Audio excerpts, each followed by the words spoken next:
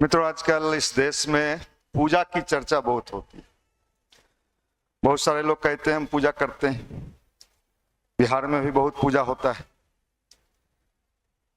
कभी कभी मन में शंका आता है कि ये जो पूजा पाठ है इसका सही में कुछ लाभ मिलता है या नहीं मिलता है। हम पूजा को समझते ही नहीं।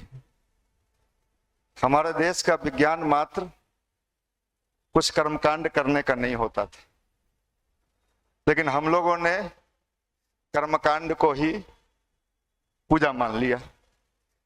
इंस्ट्रूमेंट है, लेकिन उसका अगर ऑपरेशन करने का तरीका हमको नहीं आए तो वो इंस्ट्रूमेंट हमारे किसी काम का नहीं है। उसी तरह अगर हमने पूजा को नहीं समझा तो जिंदगी भर भगवान के मंदिर में भटकते रहेंगे, और लोग भटकते भी हैं, उनको लाभ नहीं मिलेगा। दूसरी चीज है, लोग कहते हैं कर्म करना चाहिए, तो कर्म तो डाकू भी कर रहा है, गुंडा भी कर रहा है, वो भी कर्म है।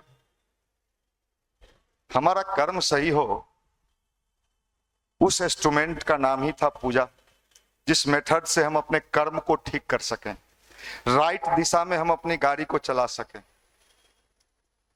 अब ये बात आती है कि साहब हमारे धर्म ग्रंथ इस मामले में क्या कहते हैं, आज के जनरेशन को क्या कैसे समझाना चाहिए। आप जब गीता में देखते हैं, भगवान कृष्ण ने अर्जुन को कहीं नहीं कहा कि मेरा फोटो ले लो और मेरा फोटो रखो और कीर्तन भजन गाओ। दुर्योधन भी हट जाएगा, भीष्म पितामह भी भाग जाएंगे, द्रोणाचार्य भी तुम्हारे पक्ष में आ जाएंगे, खूब कीर्तन रुतन गाओ, ऐसा तो कहीं नहीं कहे। वो सीधा कहे भाई लड़ना पड़ेगा, लड़ना पड़ेगा, मतलब कर्म करना पड़ेगा। उन्होंने पूजा के लिए कहीं नहीं समझाया अर्जुन को कि साहब मेरा फोटो रख लो। तो स्वयं भगवान थे, कहते कि मेरा ही फोटो लगाओ, आरती उरती गाओ, जय कृष्ण जय हरे कृष्ण करो। उन्होंने कहा भाई लड़ना पड़ेगा और बिना लड़े कुछ मिलेगा नहीं। यहीं से हम शुरू होते हैं। हम लोग क्या करते हैं, हम लोग भगवान का पूजा पाठ को, बिहार में ऐसा नहीं सोचिए, बिहार में अगर देश में किसी को नंबर मिलेगा पूजा पाठ करने का तो एक नंबर किसको मिलेगा, बिहार को। जितना पूजा उतना गरीबी। अब ये भी एक समस्या। हम बताइए, हम लोग इतना पूजा पाठ करते हैं फिर भी हम गरीब गरीब गरीब होते जा रहे हैं। कमी पूजा में नहीं है, हमको मेथड ही नहीं पता है।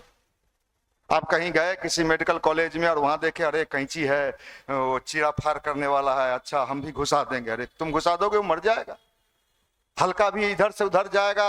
आप कहे कि हम तो देख रहे थे वो ऐसे भोंका, हल्का सा ऐसे टर्न लिया, हम भी कर लेंगे। आप किए, आदमी निकल गया। आप समझ लो, भगवान ने कभी नहीं कहा कि पूजा करना पड़ेगा। क्या कहा रामायण में, लड़ना पड़ेगा, तुम लड़ना पड़ेगा। विभीषण भी आया, भाई से लड़ झगड़ के लात खा के लात मारा, उसको भी फोटो वोटो नहीं दिए, मंत्र भी नहीं दिए कि ये वाला मंत्र जप लो, गायत्री वाला मंत्र जप लो, हनुमान जी वाला जप लो। कहे कि भाई तुमको भी करना पड़ेगा। और जिन जिन लोगों ने समझ लिया पूजा को, उसका लाभ उसको मिल गया। पूजा मतलब क्या, अपने को रिफाइन करना, अपना शुद्धिकरण। ये बड़ा मामला है। हम लोगों ने क्या कर दिया, भगवान को शुद्धिकरण, भगवान को धोइए, भगवान को नहाइए। सब पाप लगता है भगवान ही करते हैं। भोला बाबा को नहला दीजिए, बेचारे अशुद्ध हो गए। अरे अशुद्ध हम हैं, अशुद्धता मेरे भीतर है, विचार के रूप में है, थॉट के रूप में। और यही आपका विचार ही आपको जीवन में परेशान कर रहा है। और विचार शुद्ध हो, प्यूरिफाई हो, इसके लिए हम लोग ध्यान या मंत्र जप का सहारा लेते हैं। वो इंस्ट्रूमेंट है, वो इंस्ट्रूमेंट है। जैसे आप जिम में जाते हो, मुगदल उठाते हो, ये उठाते हो, तब जाके वो बॉडी बनता है, पूजा करने से थोड़े होता है। तो आप समझ लीजिए, ये इतना बड़ा इंस्ट्रूमेंट है मन को साफ करने का, बुद्धि को। अगर बुद्धि शुद्ध नहीं हुआ और आप आईएएस बन गए, अब भाई टैलेंट से आप क्या बन गए, आईएएस बन गए, क्या नहीं है आपके पास, समझदारी का अभाव। ये समझदारी कहां से लाओगे, ये समझदारी का पाठ यूपीएससी में पढ़ाया ही नहीं जाता है, कहां से लाओगे, कब। तो ये चीज है, यही पूजा, यही एक कर्म है, ये अध्यात्म यहीं पे है, अध्यात्म का की भूमिका यहीं पर है।